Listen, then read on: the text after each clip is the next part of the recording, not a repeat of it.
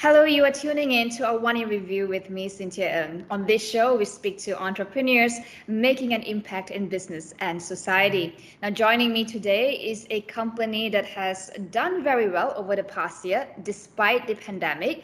Edwin Wang, co-founder of Signature Market, joins me. Now, Signature Market is an online platform that sells healthy food and more. Thank you so much, Edwin, for joining me for this interview. Yeah, thank you for having me on this channel. Yeah. It is quite an exciting year. I understand that Signature Market just celebrated its 7th year anniversary, so congratulations on that. If I may start with the story of Signature Market, can you briefly walk us through the journey of the company from the early days back in 2014 as a snack food company to what it is now? Okay, thank you, Cynthia. So, Signature Market is actually a lifestyle FMCG brand. Okay, and our vision is actually to upgrade the community lifestyle and the well-being of our customer. Through the teaching of conscious living, we believe that everyone deserves a happy and fulfilled life. Okay, and happiness starts from being healthy physically, mentally, and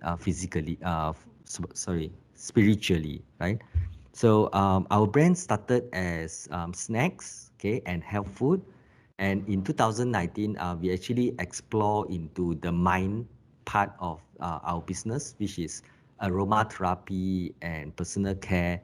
And this year, we actually venture more into spiritual stuff. Okay, so we believe that body, mind, and spirit is a whole complete deal. So for spiritual stuff, we have a lot of workshop. We have my book, which is gratitude journal. Yeah, so this is overview of what is Signature Market today. I would also like to talk a bit about the past year. I know that Signature Market has done really well. FY20 revenue was up by 111% to over 45 million ringgit. Overall, we did see that COVID-19 had a devastating impact on the economy and especially hit small businesses particularly hard. But online retailers fared well. In fact, Signature Market has done really well. So, can you talk to us about what's driving this growth for your company? Okay, so what is driving the growth is actually the Malaysian mindset. Okay, Malaysian mindset has actually changed over the years. Now health has been the most important priorities for most Malaysian because if touch wood, if you get COVID, then health is something that saves your life, right? Okay, so for Signature Market targets the M40. So is about upgrading their lifestyle, right? So most of the M40 have already have a car, has TV, has fridge. So what is next, right? What is next is actually upgrading of their lifestyle. They eat better and they shift their mindset from just eat to survive to like okay let's enjoy life, eat something more quality, more delicious and real. Yeah. Okay, so M40 is your target segment. But as I understand, the M40 segment, while it makes a large portion of the economy, many people have lost their jobs, their income has been affected, and that will significantly push the M40 smaller. And in fact, if I look at data from the statistics department, it says that they expect 20% of M40 households might be pushed to B40. So I'm curious to know if you still feel the same about growth optimism in the M40 segment moving forward. Okay, so far for the data that we've seen in our website, there's we don't feel any impact at all. And in fact, our basket size is not reducing, is actually increasing further. So I think it's more towards like the priority, because food is very, very important to most of us, right? So and everyone enjoys food, especially Malaysian. Okay, talk to us a bit more about the basket size when you say that you're still seeing solid growth from consumers, and now that economy is opening up again and more people are going back to stores to buy products, do you think we will see a significant shift back to brick and mortar, people going back to shops to buy instead of doing it all over e-commerce platform like Signature Market? Okay. So actually my answer is actually consumer follows brand. Okay. So it's not like okay because you are an online company, then I will consume online, right? So they always follow brands. So most of the brands are forced to be online as well in this pandemic. So consumer will not shift their brand if is unnecessary, right? So our spike is actually just after the COVID. It's last year, no? Like last year in April or May, is there's a spike. But then all the businesses has online, like option as well. So our upside is more towards the shift of people's mindset rather than is online. Yeah.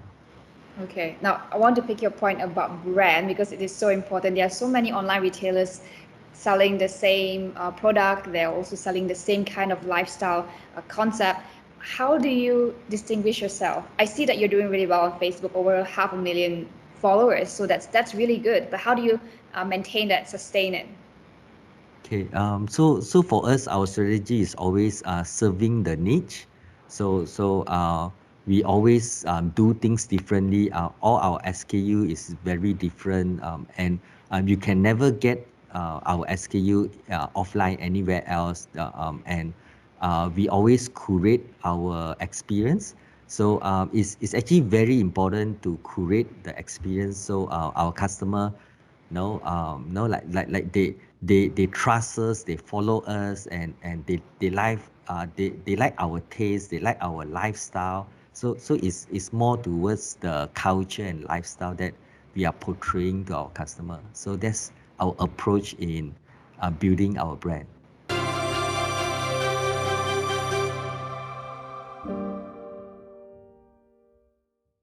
Now, speaking of SKUs, I read that Signature Market roll out new products almost on a weekly basis, and these are all in-house. So you ideate, you curate, and then you push out these products. Can you talk to us about that? Now, how do you know what customers want?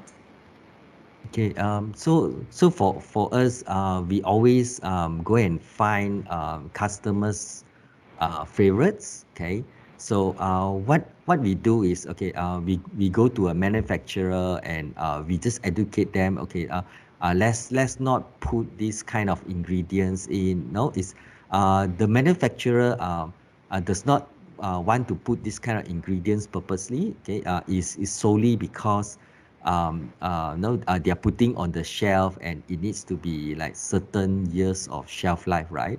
So for us, we can sacrifice that, and all of our product is only like 6 months. Okay, then we actually upgraded the ingredients as well. So nowadays, people are very particular on the ingredients. It's like fresh fish and frozen fish. People can actually differentiate it, right? So we replace the ingredients, and we tell the manufacturer, okay, our customer are willing to pay. You give us the best ingredients. Yeah. So that's how we curate our product and launch bestseller all the time. So the taste is always something that Malaysian actually really like already. Okay. What we do is we just change the recipe, change the ingredients. And how much of data analytics go into curating, coming up with new products, knowing what customers want? Can you give us some interesting insights that you have seen over the past months, trends of Malaysian appetite or behavior on Signature Market? Okay. So actually for us, because we are direct to consumer, we are able to like get the first hand data, and all our data is actually real time. So every time we launch a new product, right? The first week is actually very important, okay, because it tests the market like how this kind of product will be received by the customer, right? So that is the first impression. Okay. Then after the first impression, we track like 1 month, 3 months, and 6 months, and we track what is their repeat. No, is it like you just buy then you don't repeat it again? So for a bestseller, it needs both. Okay, it needs both. It needs to be very attractive at the initial state. Okay, and it needs to have a lot of repeats purchase. Yeah, so that's our recipe to bestseller. And after we found that kind of recipe, we actually inject marketing, budget to let it fly. Yeah. So one of the amazing trends that we found in during the pandemic is actually aromatherapy and essential oil. Okay, because a lot of people actually miss their traveling. So now the next best thing is just have those kind of environment, lemongrass, lavender in their home to feel like they are traveling. Yeah. Okay, now I really have to ask this because tourism is going to start again and economy sectors are opening up. Do you think you will see an impact on e-commerce activity? And I think what I'm trying to get at is, do you think that the pandemic has rewrote the rules of retail? No, what is the value, let's say, a physical store in a post-pandemic world? And do you see the value in it? Will Signature Market move into having a actual store? Okay, so during this pandemic, my personal opinion, okay, you can see a lot of F&B player coming in. Okay, so right now, the consumer are like spoiled with a lot of choices. There's Yes. so many ice cream brands. And a consumer are actually pampered by all those amazing new brands, right? That's right. So Yeah. for consumer to go back to, okay, there's no choice. I don't think so, right? So it's definitely gonna change, and you can see that in the offline as well, we have so many players coming in. We have Korean convenience store, we have Japanese convenience store, we have Japanese convenience, no, so many countries, right? China convenience store. So uh, consumer nowadays want choice and one variety. So that's the new normal. Yeah. So for us, we are also definitely gonna explore retail channel as well, just to be closer to our consumer, let them test our food. Okay. We are very confident that our food is no is not superior or anything. Is another choice, right? So yeah, choices is great for us, great That's for consumer interesting as that you well. say Yeah. that your product is not superior, but then again, if that's the case, how do you make sure that yours is the most sellable? What is the special thing about Signature Market's product then? As a Yeah. consumer, I mean, I'm looking at it, say, hey, I tried it, I loved it, but that's not stopping me from trying someone else's product or another company. Yeah. So actually for us we are moving beyond like superiority. It's like we are moving away from monopoly. It's like one product, then everyone consume the same product, the whole population. So my thoughts is like, okay, everyone put forward what is their best. Okay. No then let the consumer choose what is suitable for them. So that's the thought process. So you can try, okay, and if you like our product, then you become loyal. Now, if you don't like, then you know like and we have so many varieties, so many categories. Today we have like around 700 SKUs. So you may like our this category, you might not like our that category. So it's consumer's choice. Yeah. Okay. Now, so starting from snack food and going into, some groceries and aromatherapy, what's next from Signature Market? What can we expect from your company? Okay, so for signature market, we are definitely expanding our categories. We want to cater for every aspect of people's life, right? So our next segment that we just launched is our kids and kids series. Is for 5 years old and 5 years old to 12 years old.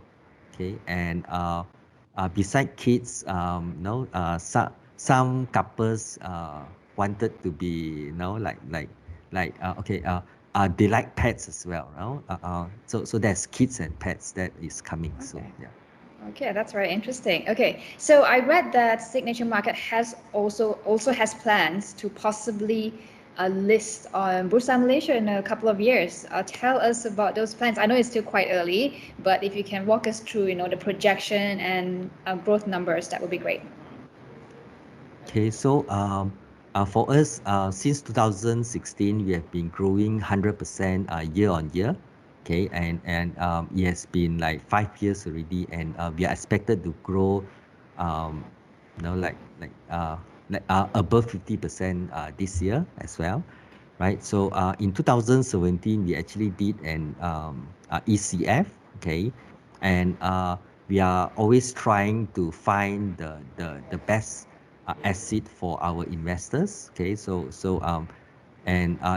actually we feel that it's our responsibility to let those investors get their returns, we set a benchmark for ECF as well, yeah. So that's our whole exercise, yeah.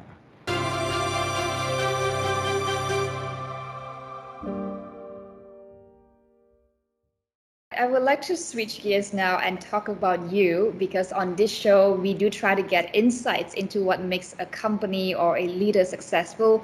If you can share with us, Edwin, what are some of the key lessons that you have learned throughout your journey as an entrepreneur, particularly during the pandemic when we are all faced with something new, something such a big challenge, and how has that shaped you as an entrepreneur? So the things that I learned through entrepreneurship is all about solving the worst problem, okay, and solving the problem using my own way and my own strength, right? So there's no right way or wrong way. It's only my strength and my way, right? So if I'm regularly doing that, okay, I can actually solve a big problem by segmentize it into small problems and solve one at a time. Okay, so entrepreneur is also a leader. So what leader does is it attracts people, amazing talents to them. So as a team, they can solve more problems, right? So as a team, it's also important that me as the leader, okay, creates the culture. So everyone has a very happy environment to play, and with that, as a team, we actually can able to solve more and more the worst problem, and the more problems that we solve, the bigger the company is, the bigger the team is. I read that the average age of your team members at Signature Market, your employees, is at 26 years old, and that makes me feel very ancient, number one, but also quite exciting to know that you're hiring such a young team, and it's not easy because these are Gen Zs, people born after 1996. They're very tech savvy, but they are also uh, they like to challenge status quo, and they have the desire for fulfilling work. So how do you motivate them, managing a young team and creating an environment, like you say, that encourages growth and creativity while you work and play at the same time? Okay, for young force, okay, their mindset is actually very different than baby boomers. Okay, the younger generation are not into conformity, okay, and not work hard, right? So no, and when they work, right, they don't just work for money. Okay, there's a lot of feelings to it, right? So in signature market, our secret is actually we create a culture of vulnerability. Okay, we allow everyone to express themselves and be themselves. Okay, and without with that, right, actually with vulnerability, it allows people to dare to fail, okay, and not just dare to fail, they are able to be creative and innovative at the same time. So vulnerability is something that like our key to success lah. Yeah, that's it. That's the first time I've heard somebody say that vulnerability is the key to making a good work environment. I do know that another part that I want to touch on is that showing gratitude is something that is very important to you. In fact, you launched your very own book called the Gratitude Journal. Tell us about this. How does the deliberate practice of gratitude, giving thanks, how does it make a person a better leader? Okay, so for gratitude, right? It is actually one principle in law of attraction. Okay, where if you grateful for something, then you get more. Okay, so the principle is actually very simple. Okay, if you are grateful for something, then and it comes from your heart. No, you actually have this vibrating kind of energy where is an is no they call it aura, okay, and because of this kind of aura, other people can actually feel it, right? So it sounds very spiritual, but then everything is atom, everything is energy, and every people do have an aura shell. Yeah, so that's the beauty about gratitude. Yeah. Do you incorporate that at the workplace with your employees? Yes, definitely. For me, I always gratitude, like practice gratitude in the company, and one of the activities that we do is all hands meeting. Okay, and during all hands, all the managers acknowledge our amazing staff, and our belief is actually very important. If we believe our staff is amazing, they are awesome, then they will be awesome, right? Even if you are not doing anything at all, and you are super proud of one of your teammates, that person will feel that person will actually feel it. Yeah. So it's actually not in the doing, it's in the being. Okay, well, that's a very profound way of saying it. And well, thank you so much, Edwin, for sharing your story and also your insights into leadership. I think that's what I found really interesting about you. And I do wish you all the best with your plans as Signature Market. Once again, thank you so much for speaking with me. And you have been tuning into AWANI Review with me, Cynthia Ng. We'll see you again in the next episode.